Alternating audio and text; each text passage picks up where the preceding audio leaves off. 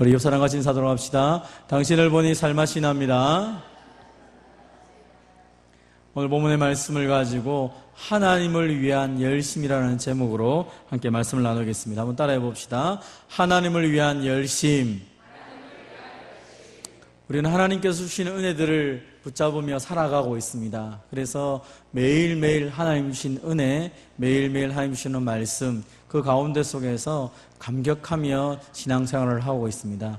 하나님의 은혜를 알면 알수록 우리가 또 믿음의 반응을 하며 살아가게 되는 것이죠. 오늘 하나님을 위한 믿음의 반응을 어떻게 하며 살아야 될지 구체적인 본문 말씀을 통하여서 같이 알아보고자 합니다. 한번 따라하겠습니다. 우리를 향한 하나님의 열심을 기억해야 합니다.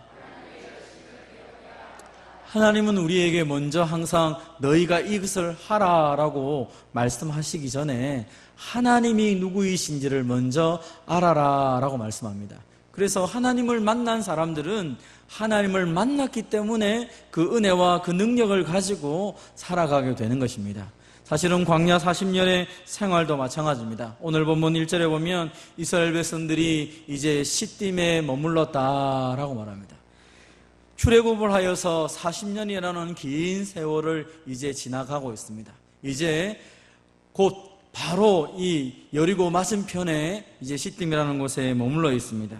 이제는 바로 코앞이 가나안 땅입니다. 저 요단강만 건너가면 바리고 여리고고, 그리고 그곳에서 하나님의 약속의 은혜들을 누릴 수 있는 바로 그 직전에 지금 머물러 있습니다. 사실은 이스라엘 백성들이 이 광야를 지나오면서 얼마나 많은 일들이 있었습니까? 처음 출애굽을 할 때도 10가지 하나님의 놀라운 기적을 체험하였고요. 그리고 홍해를 건너면서 하나님이 그 광풍으로 바다를 가르시는 것을 경험하며 그 바다 한가운데를 마른 땅으로 걸었던 기적을 경험하게 됩니다. 뿐만 아니라 만나와 메추라기와 또 반석에서 물을 주심으로 그 척박한 땅에서 날마다 하나님께서 먹여주시는 것을 먹으며 살아왔습니다. 낮에는 구름기둥, 밤에는 불기둥으로 그 모든 삶들을 인도하신 것을 구체적으로 경험했습니다. 그럼에도 불구하고 이스라엘 백성들은 이 광야에서 하나님께 감사하고 찬양과 영광을 돌리기보다는 불평하고 원망하고 심지어는 모세와 아론뿐 아니라 하나님을 향하여 반란을 일으키기도 한 일들이 많이 있었습니다. 그러나 하나님께서는 그 모든 길 가운데 속에서 은혜를 베푸시고 마침내 이제 약속의 땅, 가나안 땅 바로 그 코앞으로 이들을 인도하였던 것입니다. 시딤에 머물렀습니다. 그때 이 이스라엘 백성들이 온 것을 바라보며 모압 왕이었던 발락이 고민을 하기 시작합니다. 아니 저 애굽 땅에서 출애굽한 어떤 민족이 하나 있는데 그 민족이 광야를 돌아다니다가 아모리 왕을 쳐부수기도 하고 어떻게 저 나라가 저렇게 될까 심히 두려워하기 시작합니다. 이 모압 왕이 너무 두려워해서 고민을 하기 시작합니다. 어떻게 하면 이 이스라엘 백성들을 멸할 수 있을까? 내가 저들과 싸우지 않고 어떻게 지나갈 수 있을까? 고민하다가 한 가지 술책을 꾀하기 시작합니다. 그것은 바로 그 당시에 가장 또 신령하다고 말하는 발람 선지자에게 부탁을 하기를 원합니다. 발람 선지자가 저주를 한다면 아마 그 저주를 받아서 저 이스라엘이 망할 거야, 그런 생각을 했던 것 같습니다. 그래서 우리가 지난 새벽에 살펴본 것처럼 하나님을 두려워하였던 이 모압왕 발락이 발람 선지자를 통하여서 이스라엘 백성들을 저주하기를 원했습니다.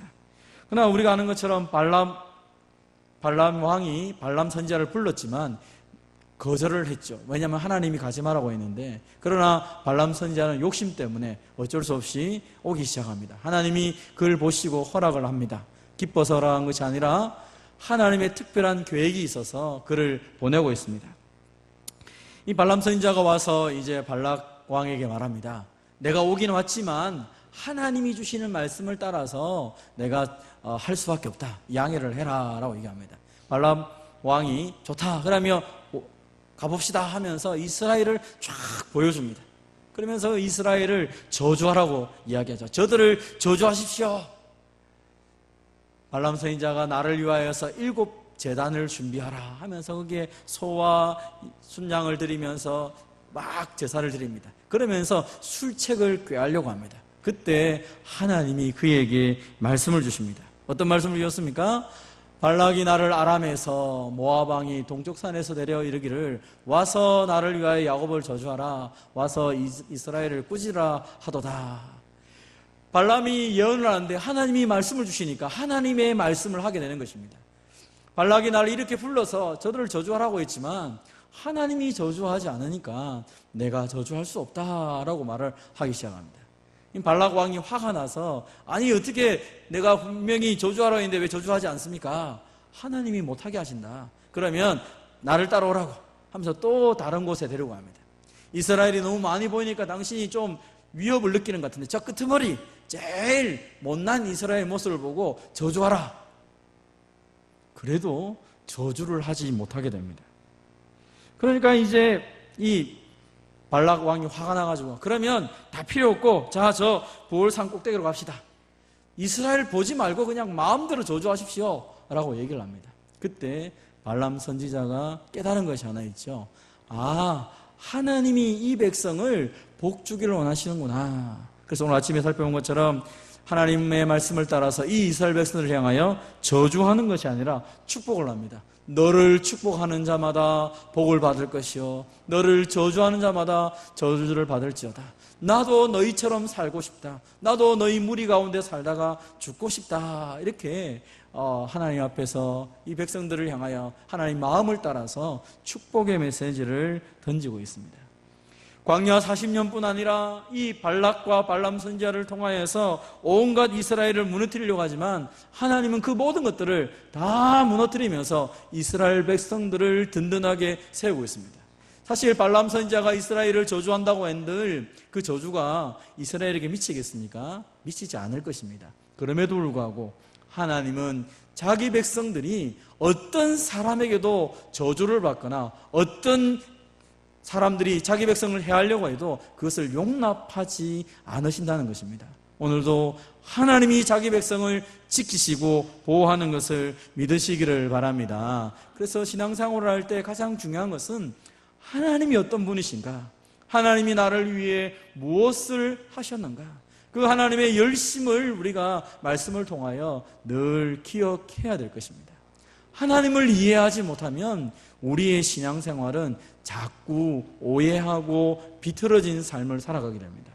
하나님에 대한 생각을 놓치게 되면 우리는 우리 마음대로 하나님을 생각하고 내 마음대로 신앙생활을 하기가 쉽다는 것입니다. 그래서 먼저 우리에게 하나님을 위해서 열심히 일하기 전에 꼭 기억할 것은 하나님이 어떤 분이신가를 기억하고 지금까지 내 삶을 인도하신 그 하나님 앞에 감사와 찬양을 드리는 저와 여러분 되시기를 바랍니다.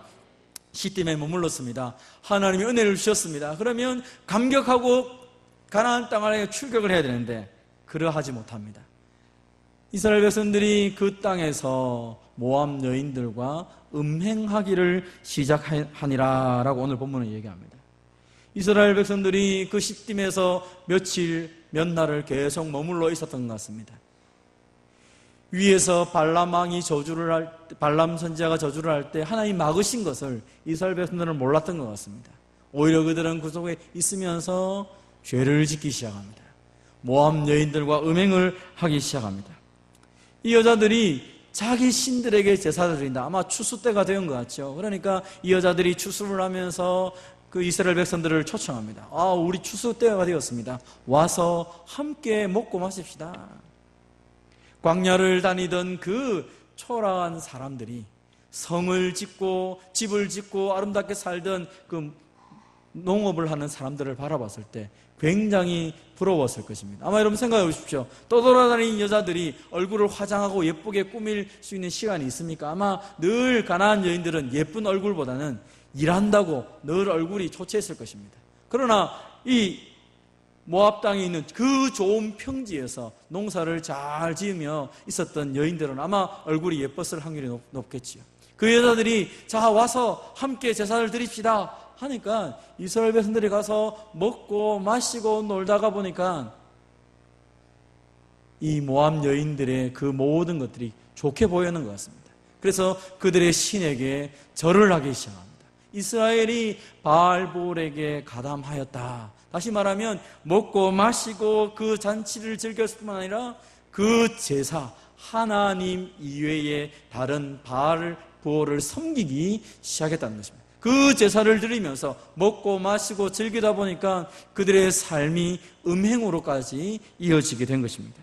하나님이 진노하기 시작합니다.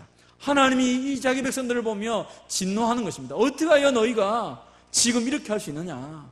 이제 바로 가나안 땅인데 너희가 어떻게 하여서 지금 이렇게 흐리멍텅하게 이 여자들에게 속아가지고 죄를 짓고 있느냐? 하나님이 진노하시면서 그날에 회개하지 않은 24,000명을 죽이는 엄청난 일들이 벌어지게 됩니다. 사랑하는 성도 여러분, 코앞입니다. 건너가기만 하면 됩니다.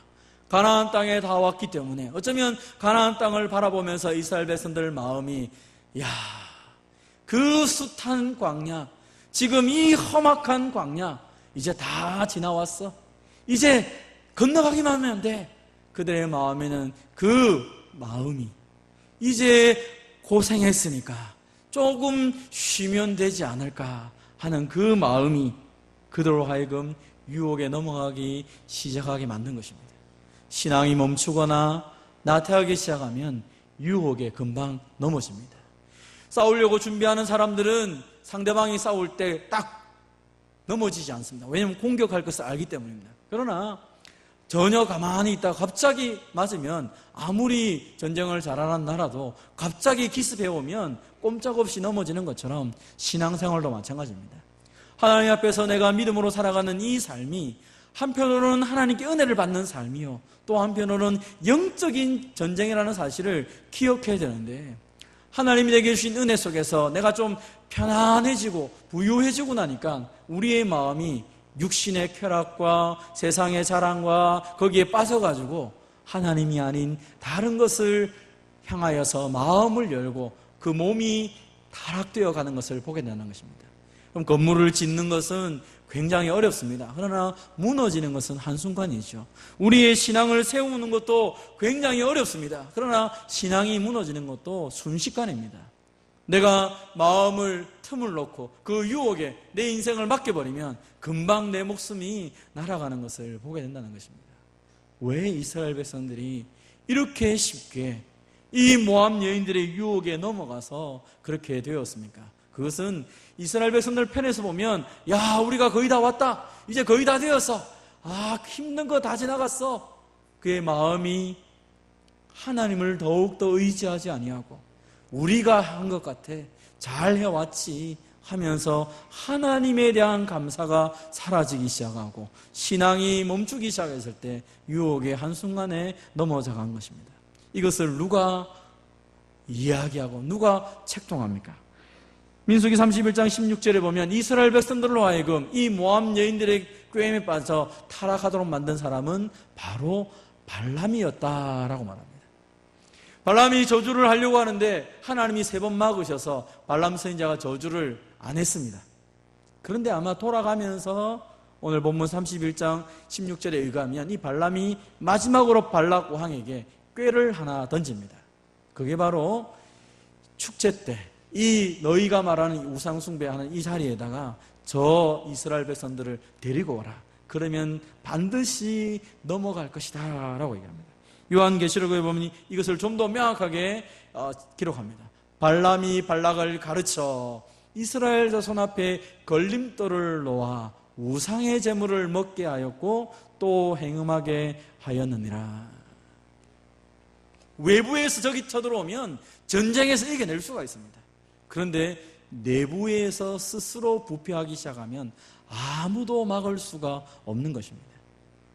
이스라엘 백성들이 스스로 타락하고 스스로 그 마음을 놓아버리며 하나님 말씀 중심으로 살아가는 것이 아니라 그들이 보고 듣고 그 쾌락 속에 빠져가서 들어갔을 때, 이 발람의 꾀를 따르기 시작했을 때 그들은 몸에 눈에 보기에 좋은 것을 추구하기 시작하고 결국은 속아서 우상을 섬기고 우상의 제물을 먹고 행함을 통하여 하나님의 거룩한 백성의 신분을 잊어버리게 되었다는 것입니다. 사랑하는 성도 여러분, 우리도 마찬가지입니다. 하나님이 지금까지 우리에게 은혜를 주셨고 우리의 삶을 인도하시는데 우리가 자주 하나님이 나를 지켜주시고 보호하셨다는 사실을 잊어버릴 때가 많습니다. 내가 열심히 해왔지, 내가 이렇게 했지. 우리가 어느 순간 우리 자신에 대해서 강하게 생각하거나 혹 반대로 하나님의 그 은혜를 묵상하고 하나님 말씀 앞에 서가지 못하면 스스로 무너질 때가 많습니다. 그래서 로마서 13장 11절은 말합니다. 너희가 이 시기를 알거니와 자다가 깰 때가 벌써 되었다. 우리가 처음 예수님 믿을 때보다 주님의 재림이 더 가까워지고 있기 때문에 이제는 더 정신을 차리고 믿음을 지키고 시대가 악하면 악할수록 더 깨어 있어야 된다는 것입니다. 아가서에서 말한 것처럼 우리를 허무는, 이 포도원을 허무는 작은 여우를 잡아내야 됩니다. 내 신앙생활에서 조금 여유를 가지고 내가 매주일 예배 드리면 될 필요가 뭐가 있나? 한번 일주일에 한두 번 좀 빠지고 한 달에 한두 번 좀 빠지면 좀 어때? 내가 매일 성경 읽을 필요가 뭐가 있어? 좀 오늘은 TV도 보고 오늘 놀기도 하고 어느 순간에 한 번쯤 하면 되지. 저 목사님, 저 장로님, 저 권사님, 저 집사님도 저래 하는데 나도 한번 그렇게 하면 안 되지 않느냐? 나도 모르게 우리 마음에 우리를 포도원을 허무는 이 작은 여우를 용납하는 경우가 있다는 것입니다. 신앙은 하양평준화가 되어서는 되지 않습니다. 신앙은 가면 갈수록 달려나가야 되는 것이죠. 그래서 빌립보서에 보면 뒤의 것은 잊어버리고 앞을 향하여, 표대를 향하여 달려가라. 주님이 우리를 부르신 그 부름의 상을 향하여 달려나가는 것이 믿음의 사람들의 모습이라는 것입니다. 여러분, 우리가 하나님의 아들을 믿는 것과 아는 일에 하나가 되어 온전한 사람을 이루어 그리스도의 장성한 분량까지 충만한 데 이르러야 됩니다.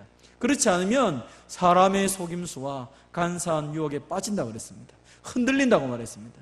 저와 여러분이 더 깨어서 주님 말씀 앞에 엎드림을 통하여 하나님이 내 인생에 행하신 놀라운 일들을 기억하고 더 하나님과 동행하는 하나님의 사람이 되기를 주님의 이름으로 축원드립니다. 한번 따라합시다. 하나님의 마음으로 죄를 미워해야 합니다. 하나님을 가까이 한다. 하나님의 말씀 앞에 살아간다. 깨어있다라는 것은 어떤 의미를 말합니까? 죄를 미워한다는 것입니다. 하나님을 사랑한다는 말은 죄를 미워한다는 말입니다. 내가 죄를 용납합니다. 한두 번은 용납합니다. 그 말은 하나님을 사랑하지 않는다는 것입니다. 그래서 오늘 본문은 우리에게 단호하게 이 죄의 문제를 하나님께서 처리하도록 만듭니다. 먼저 하나님께서 모세에게 말합니다. 백성의 수령들을 잡아서 목매달아 죽여라 라고 말합니다. 그리고 재판장들에게 말합니다. 바알볼에게 가담했던 사람을 다 죽여버려라 라고 얘기합니다. 수많은 사람들이 하나님의 진노를 따라서 연병으로 죽기 시작할 때에 하나님 앞에 나와서 이 백성들이 울며 하나님 우리가 어떻게 해야 됩니까? 그 죄의 싹을 잘라버리라 하나님이 말씀하시는 겁니다. 철저하게 회개하라고 하나님이 말씀하시는 것입니다. 근데 놀라운 일이 하나 벌어집니다. 백성들이 하나님 앞에서 울기 시작하고 이 하나님 말씀을 따라 그 백성들의 수령들을 잡아서 목매달기 시작하는데 이스라엘 자손 중에 한 사람이 모세와 온 회중 앞에서 당당하게 미디안 한 여자를 데리고 집으로 가는 것입니다. 지금 이 문제 때문에 온 백성들이 눈물을 흘리고 통곡하며 하나님 앞에 엎드리면서 하나님 용서해 주세요, 살려주세요 하고 회개하고 있는데 한 사람이 당당하게 미디안 여자를 데리고 자기 집으로 가는 것입니다. 이때 이것을 바라보면서 오늘 본문에 보니까 제사장 아론의 손자 엘리아살의 아들이었던 비느하스가 견디지를 못합니다. 벌떡 일어나서 손에 창을 들고 가서 그 남자와 여자를 동시에 죽여버립니다. 그럼 우리는 생각합니다. 어떻게 비느하스가 잘못했네. 어떻게 창을 들고 그것도 남자와 여자를 동시에 죽일 수 있느냐. 살인한 거 아니냐라고 말할 수 있습니다. 근데 오늘 본문에 보니까 이 창을 들고 들어가서 이 남자와 여자를 죽였을 때 연병이 이스라엘 자손에게서 그쳤다라고 말합니다. 하나님의 진노가 멈추었다라고 말하는 것입니다. 그러면서 하나님께서 이 비느하스의 삶을 해석해 줍니다. 비느하스가 내 질투심으로 질투하여 이스라엘 자손 중에서 내 노를 돌이켰다. 만약 비나스가 그 창을 들고 저 사람들을 죽이지 않았다면 너희들은 다 죽었을 것이다. 하나님이 그렇게 말씀하는 것입니다. 하나님을 사랑하는 것은 죄를 향하여 분노하는 것입니다. 죄 짓는 것을 용납하고 죄 자체를 허용하고 죄 자체가 내 삶 가운데서 마음껏 역사하도록 내팽개치는 것은 하나님을 사랑하는 것이 아니죠.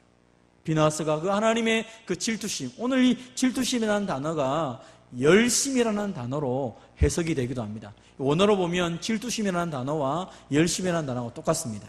그래서 이 비나스가 지금 하나님의 질투하심으로 질투했다. 무슨 말입니까? 사실은 이 질투, 이 열심이라는 단어도 어떻게 해석되냐면 부부관계, 남편과 아내가 서로 사랑하는 그 사랑의 힘을 가리켜서 이 질투, 고운 또는 열심이라는 표현으로 하게 됩니다. 남편이 아내에게 열정적으로 사랑하는 것, 아내가 남편을 열정적으로 사랑하는 것, 그것이 열심입니다. 그런데 여기서 그 내 질투심으로 질투하였다 이 말은 마치 하나님이 자기의 아내였던 이스라엘이 범죄하는 것을 견디지 못하고 있는데 비나하스가 그 마음을 가지고 했다는 것입니다.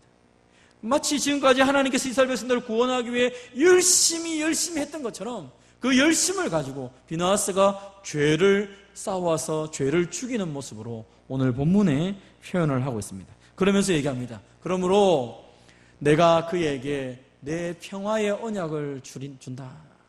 분명히 지금 사람이 죽었는데 오히려 하나님은 반대 얘기를 합니다.